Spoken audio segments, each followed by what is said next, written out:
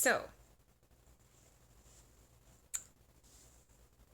biblical scholarship, religious scholarship, scholarship in general, uh, can be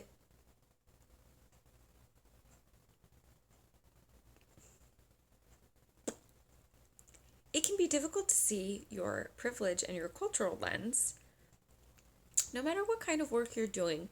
And in early religious studies and in early scholarly treatment of various religious traditions, um, there was a type of Western arrogance that we saw kind of across all levels of everything, but there was this kind of obsession among early religious studies scholars um, with presenting the origin and development of religion.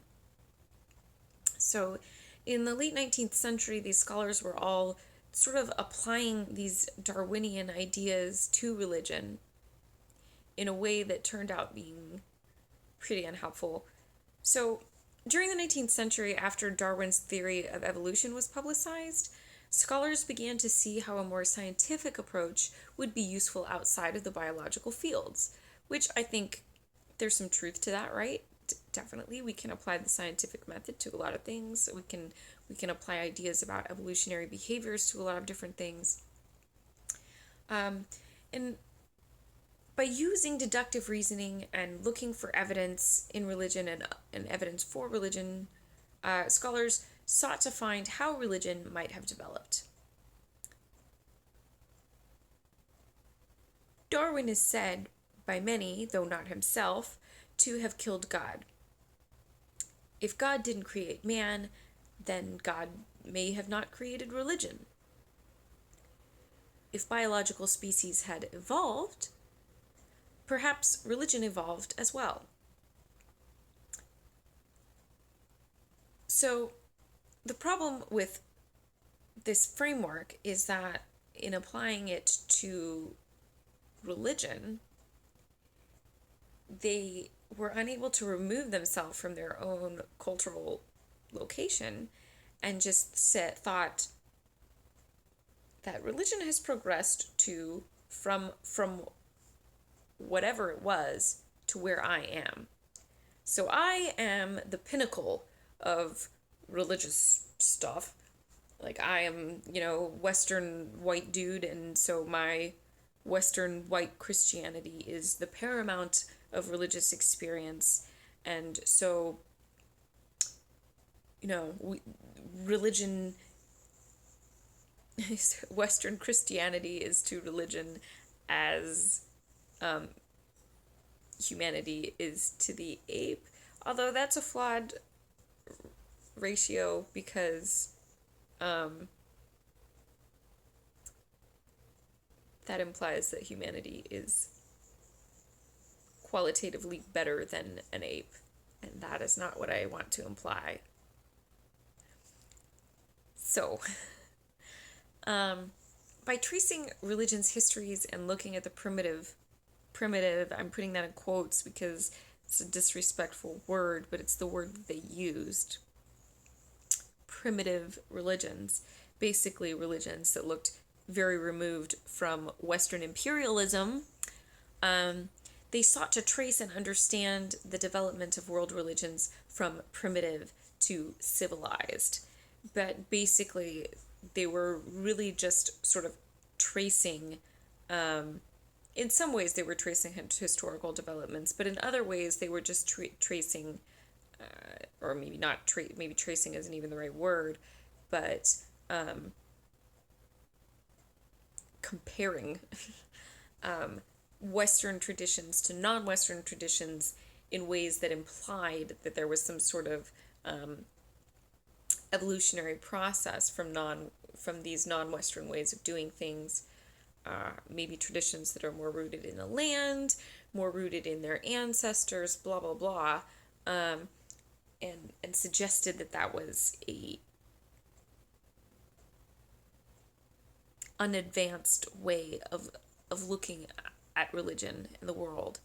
And So when you read early religious scholarship, there's a lot of the same Western arrogance that you find in like a lot of things, um, and kind of all over the place in Western scholarship, even now.